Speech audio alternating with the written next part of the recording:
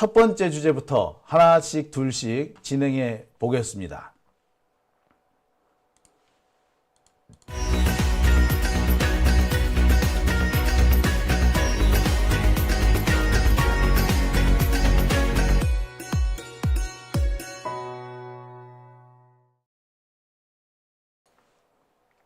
네, 오밤중의 뉴스 함께하고 계신 지금 시각 11시 26분 지나고 있습니다.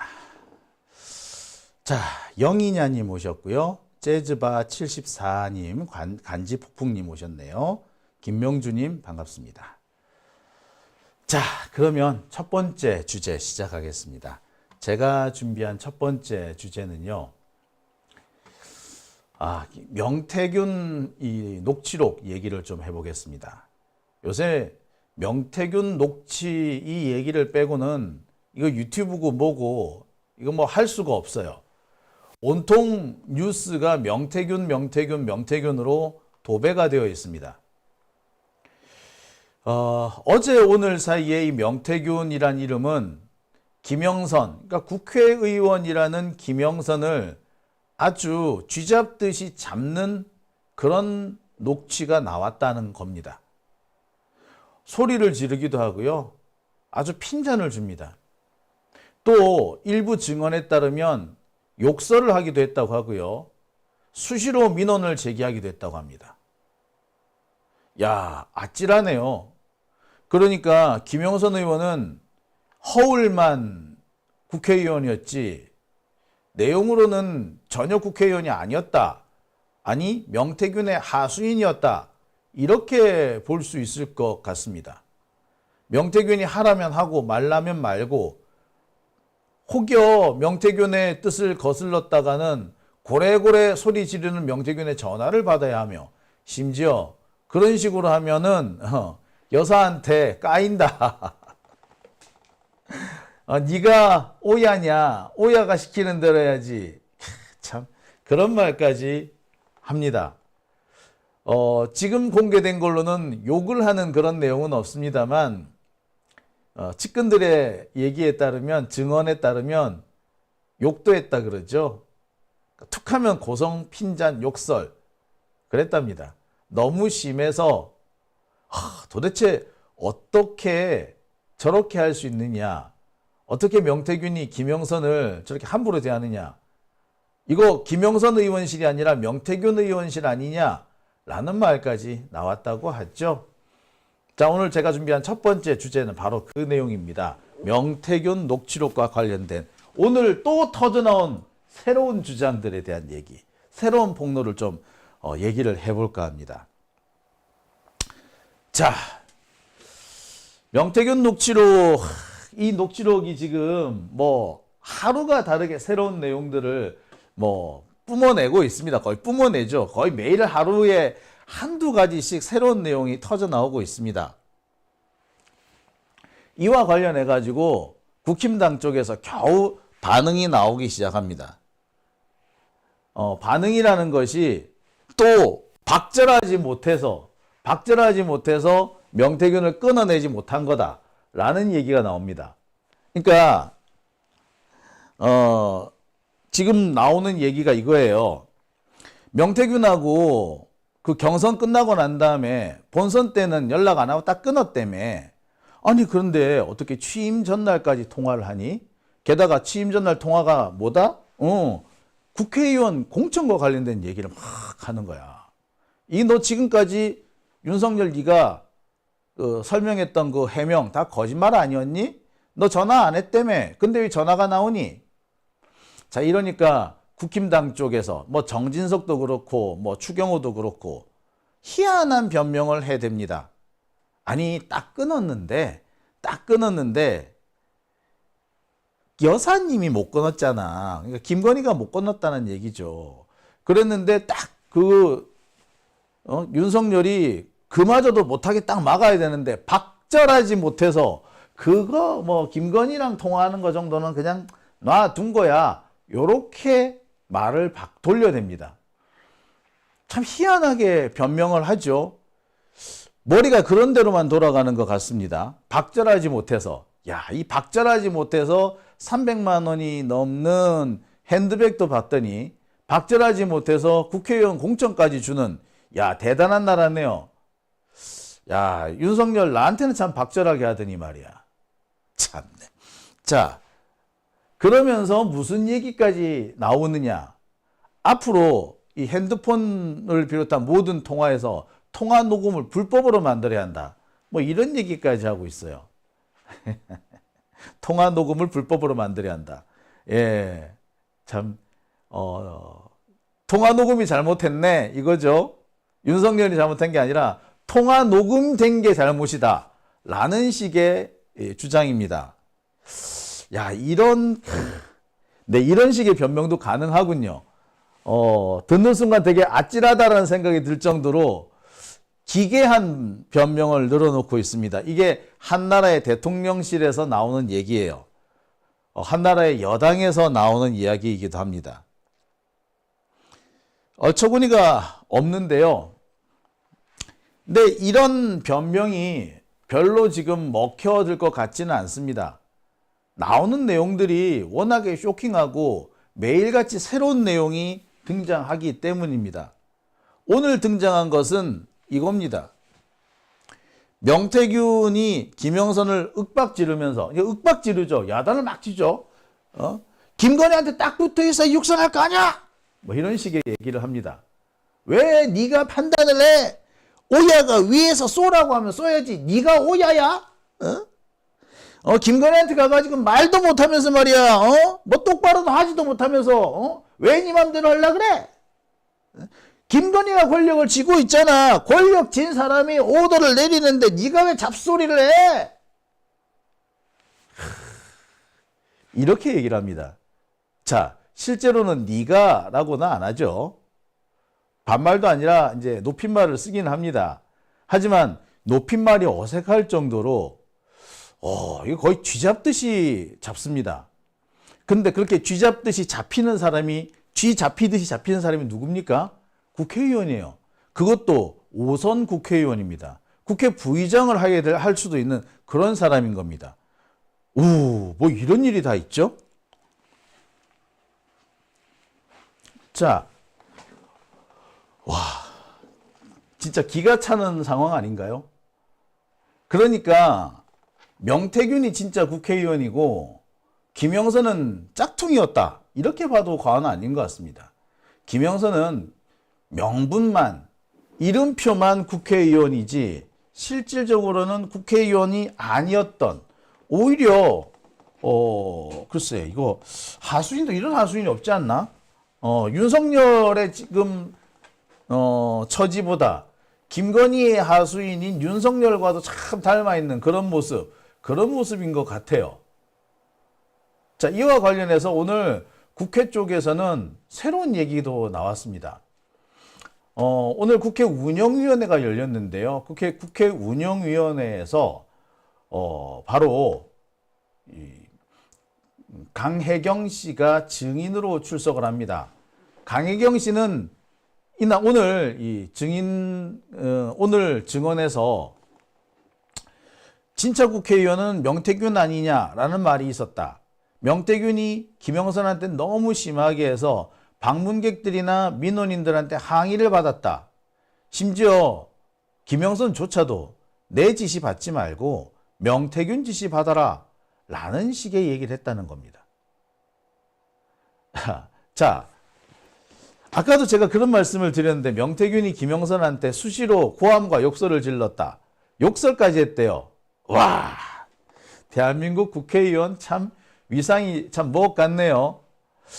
어떻게 보면 김영선이 지난 총선 무렵에 갑자기 김건희를 배신하고 이준석 쪽으로 말을 갈아타려고 했던 것도, 그 원인을 따져보면은 이 명태균에 의해서 이렇게 구박을 받았기 때문에, 명태균한테 구박을 받다 보니까 그 구박을 견디지 못해서 말을 갈아타려고 한 게 아닌가라는 생각마저도 듭니다. 말 갈아타려다가 명태균한테 딱 걸려가지고 못 갈아탄 거 이렇게 되면은 뭔가 좀 이해가 되지 않나요? 그러면은 이준석 같은 경우에는 김영선이라는 사람이 뭔가 조금 부족해서 또는 개혁신당과 좀 맞지 않아서 그래서 거절한 게 아니라 명태균이 하지 말라니까 안 했다. 이렇게 볼 수도 있어요. 야, 참 황당무계하죠? 어떻게 이런 일이 있을 수 있을까요? 제가 참 더 말을 못하겠어요. 어떻게 이런 일이 있을 수 있느냐? 이 말밖에 못하겠습니다. 그러면 대한민국은 참 모두가 각계무사가 참 많은 나라예요. 그죠? 윤석열도 각계무사고요. 김영선도 각계무사입니다. 실제는 김건희고 또 실제는 명태균이었던 거 아닌가 싶네요. 이런 걸 보고 우리는 국정농단이라 그러지 않습니까? 국정농단이 이렇게 대통령뿐만 아니라 우리나라 정부 도처에 국회까지 도처에 깔려 있었다라는 그런 얘기가 됩니다. 명태균뿐일까요? 명태균처럼 이렇게 국회의원 좌지우지한 사람이 또 없으란 보장이 없습니다. 제가 조금 만나보면은요, 지금에서 와서 다시 생각해 보면 명태균 같은 사람이 꽤 더 있었던 것 같고요. 실제로 명태균한테 꽉 붙잡혀 가가지고 꼼짝 못하는, 그러니까 명태균 같은 사람한테 붙잡혀서 꼼짝 못하는 그런 국회의원도 꽤 있었던 걸로 지금 생각해 보면 그런 생각이 드네요. 참. 자, 이와 관련해 가지고요. 지금 제가 오늘 동영상도 하나 준비를 했습니다. 오늘 국회에서 관련된 그 증언이 있었죠.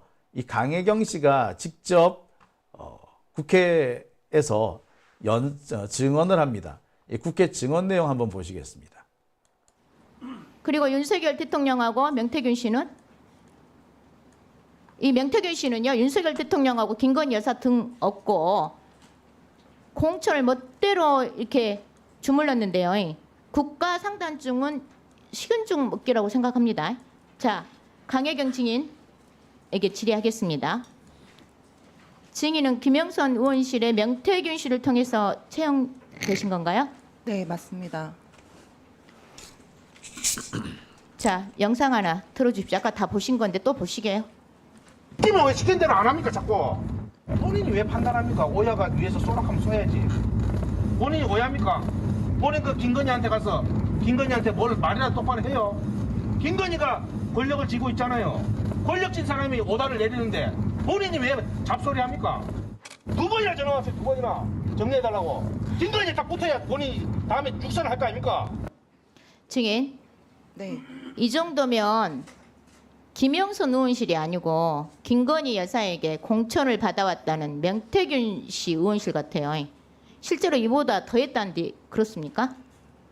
네, 김영선 의원의 지시보다는 명태균 대표의 지시가 더 많았고, 그 김영선 전 의원 같은 경우도 그 본인 지시보다는 명태균 지시를 따라라라고 우리 그 보좌진들한테도 얘기를 했었습니다. 그리고 사무실에서도 그렇고 밖에 외부에서도 그렇고 그 공개적인 자리에서도 김영선 전 의원을 빡지르거나 이제 욕설을 한다든지 이런 행동들을 많이 해서 그 민원들한테도 저희가 전화를 좀 많이 받고, 제가 아는 분들도 전화를 많이 주셔가지고 너희 의원은 왜 그 명태균한테 저렇게 막대하는 행동을 하는데도 아무 말도 못하고 듣고만 있냐고, 그런 얘기가 많았었습니다. 증인께서도 마음고생이 많았을 것 같습니다. 증인, 네, 22년 11월 창원 국가상단 국토부 현장 실사에 증인이 김영선 의원 함께 모시고 갔습니까? 그 창원대 안쪽에서 그 실사 현장 그 출발지였는데, 거기에 이미 그 명태균 대표랑 김영선 의원이 일단 대기를 하고 있었고, 저는 이제 그 사무실에서 택시를 타고 뒤에 합류를 해서 합류했어요? 따로? 네네. 근데 가보니까 합류했었습니다. 명태균, 김영선 의원이 같이 있었다는 거죠? 네네, 그 차량을 탑승해서 현장 실사로 갔었습니다. 자, 김영선 의원 오촌이자 네. 미래한국연구소장인 김태열 씨는 그때 명태균 씨가 금방 말씀하신 것처럼 현장에 나와서 안내를 했다는 말이 그러면 사실이네요. 안내라기보다는 그 실사 설명회가 끝나고 이제 대형 버스에 이제 저하고 의원님하고 그 창원시 부시장님과 그 국토부 실사 팀원들하고 이제 버스를 타고 탑승을 해서 이제 그 하여튼 그 자리에 명태균 씨가 있었다는 거죠? 뒤에 차를 타고 따라왔었습니다. 아, 차를 타고 따라왔습니까? 네네네네. 명태균 씨가? 네. 특히 명태균 씨에게 보고했다고 알려진 조명래 창원시 부시장 네. 그리고 창원 씨는 이 사실에 대해서요. 명태균 씨가 개입돼 있다는 이 사실에 대해서 안강히 거부를 하고 있어요.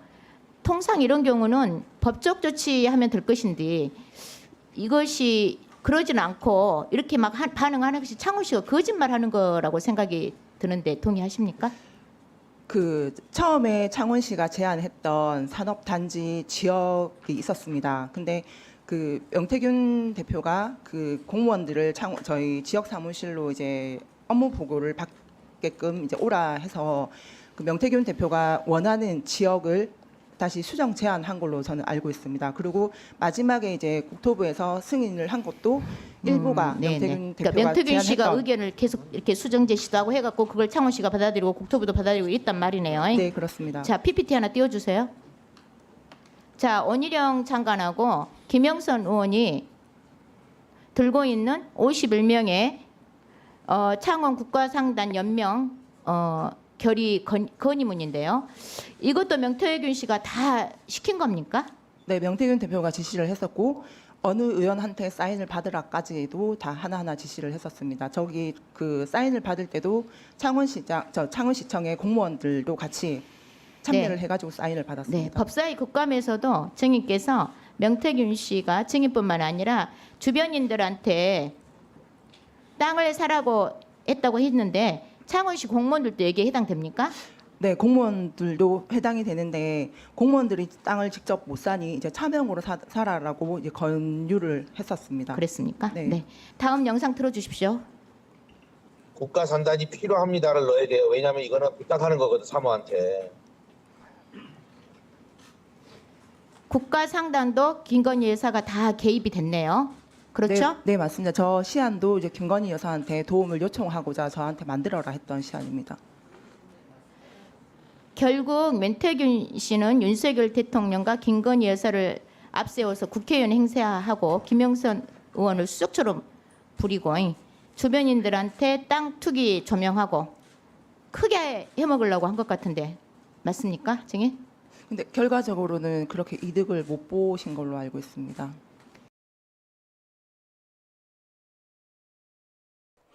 자, 잘 들으셨죠? 보시다시피 이 명태균이라는 사람은 정말 아나무인이었던 것 같습니다. 지금 태도를 봐도 아나무인 그 자체이죠. 자신한테 불리한 녹취가 공개되자마자 증거를 모두 불태워버리겠다라고 하면서 언론과 연락을 두절에 끊어버렸습니다. 며칠 전까지는 정말 뻔질나게 언론들을 접촉을 하면서 자신한테 유리한 얘기, 뭐 그런 얘기를 마구 늘어놓았지 않습니까? 솔직히 언론을 갖고 놀다시피 했죠. 뭐 엄청난 폭로를 할 것처럼 이렇게 좀 뭐라고 그러죠? 이렇게 맛만 보여준다고 그래야 되나요? 뭐 줄 듯 말 듯 애간장을 녹인다고 그래야 되나요? 그런 식으로 하면서 모든 자기가 유리한 대로 이 사건을 끌고 가려고 하지 않았습니까? 그런데 막상 본인한테 가장 결정적인 이 녹취가 공개되고 또 이 명태균이라는 사람이 정말 아나무인으로 굴었다라는 이런 정황까지 나오게 되니까 갑자기 딱 끊어버립니다. 왜 이럴까요? 뭐 이유는 간단하죠. 예. 이 사람 역시도 윤석열, 김건희 혹은 뭐 그 밖에 여러 사람들, 김영선 이런 사람들과 똑같은 사람이라는 걸 의미합니다. 특히 참 놀라운 거는 이 사람이 국정을 쥐락펴락했었다라는 겁니다. 지금 국힘당에서는 어떻게든 간에 이 문제가 아무것도 아닌 것처럼 넘어가려고 해요. 어제 공개됐던 녹취록도 이게 법적으로는 아무 문제가 없다. 뭐 이런 식으로 변명을 해대고 있습니다. 근데 과연 법적으로 과연 문제가 없는 걸까요?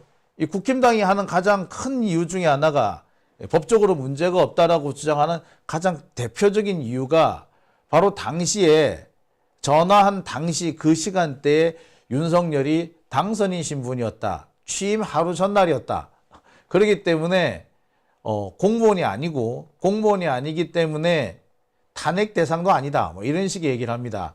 그런데 제가 헌법학 박사 과정이잖아요. 대통령 당선인은요, 공무원이 아니라고 하기가 어렵습니다. 대통령 당선인, 국회의원 당선인, 그 사람들은요, 임기가 시작되지 않았다 하더라도 당선증을 교부받은 그 직후부터는 공무원 신분에 준하는 걸로 봐야 합니다. 따라서 지금과 같은 행동을 했다라면은 공천에 직접적인 개입을 하는 이런 태도를 보였다면은 이건 선거법 위반 가능성이 매우 높습니다. 그리고 문제는 그런 공천 개입을 통해서 개인적인 사이익을 취했다는 거 아닙니까? 공천을 주는 대가로 여론조사를 빼먹었잖아. 여론조사 비용을 안 줬잖아요. 그죠? 즉 여론조사 비용, 여론조사를 한 그 대가를 안 주는 대신에 공천을 준 거 아닙니까? 이게 뭐예요? 돈으로 매관매직을 한 겁니다. 매관매직을 한 거예요. 이거는 글쎄 아니라고, 이거 도저히 공무원이 아니기 때문에 처벌 안 받는다라고 하기는 어렵습니다. 더군다나 제가 어제도 말씀드렸습니다만 기수와 미수라는 개념이 있다라고 드렸었죠. 기수 시점이 중요하게 되는데, 즉 범죄를 완성한 시점, 범죄의 출발점이 아니라 범죄가 완성된 시점, 완성된 시점을 기수 시점이라고 그러는데, 기수 시점을 따지고 보면 실제로 공천장이 수여되는 순간이라고 봐야 합니다. 어떤 분은요, 공천장을 수여하는 순간이 아니라 실제로 선관위에 그 공천장을 제출해서 선거 출마 의사를 밝히는 그 시점까지 돼야지 범죄 기수가 성립한다라고 보기도 합니다. 아무튼 적어도 공천장을 받아야지 범죄가 끝나는 거예요. 근데 공천장은 그 뒤에 받았거든. 윤석열 취임한 뒤에 받은 거 아닙니까? 그리고 문제는 그 다음이죠. 대가. 대가는 어떻게 명태균이 수취합니까? 어떻게 받아가요? 예, 김영선이 당선된 다음에 김영선으로부터 세비를 반띵하잖아요. 이 세비 반띵이 진행되는 것 역시도 범죄에 계속 수행이 있는 걸로 봐야 되죠. 그렇다면 기수 시점은 더 뒤로 미뤄집니다. 즉 김영선 의원으로부터 마지막 세비 반띵을 받던 그 시점 2024년 5월 30일까지 범죄가 계속된다고 볼 수도 있어요. 기수 시점은 이렇게 완전히 틀립니다. 그런데 단순히 전화하는 그 시간대에 당선인 신분이었기 때문에 법적으로 문제없다. 예, 이거는 아닙니다. 제가 볼 때 아무리 봐도 그거는 논리가 안 돼요. 법리에 닿지가 않습니다. 아니 상식에 안 닿잖아요. 상식적으로도 이해가 안 되잖아요. 그죠? 제가 늘 말씀드립니다만 법리는 상식을 파괴한 법리라는 건 있을 수가 없어요. 예? 상식보다 좀 더 세밀해지거나 상식을 합리적으로 연결시키는 이런 것이 법리이지 상식을 뛰어넘는 법리는 없습니다. 그죠? 예. 그렇다고 본다면 글쎄, 근데 그렇게 이런 황당한 얘기가 나오는 것도요, 솔직히 말씀을 드리면 예, 그만큼 윤석열 정권이 지금 다급한 상황이다. 정말 애매한 상황이다. 그래서 그렇다라고 보시는 게 맞을 겁니다. 자, 아무튼 지금 윤석열 정권은 상당히 위기에 처해 있는 것 같습니다. 그렇기 때문에 이 국힘당에서도 이게 방어가 안 돼요. 지금 듣기로는요, 검찰 쪽에서도 지금 아이고 큰일 났다라는 그런 반응이 나오기 시작합니다. 우리도 난파선에서 내려야 되는 거 아니냐라는 말을 공공연히 한대요. 이게 그러니까 지금 정진석이 지금 새치 혓바닥으로 희한한 논리를 끌어다 붙여가지고 변명을 하고 있는 그런 논리를 가지고는 도저히 막을 수가 없는 상황이라는 것을 스스로도, 국힘당 스스로도 이제 알고 있는 거지요. 네. 자, 오밤중의 뉴스 함께하고 계신 지금 시각 11시 50분 지나고 있습니다.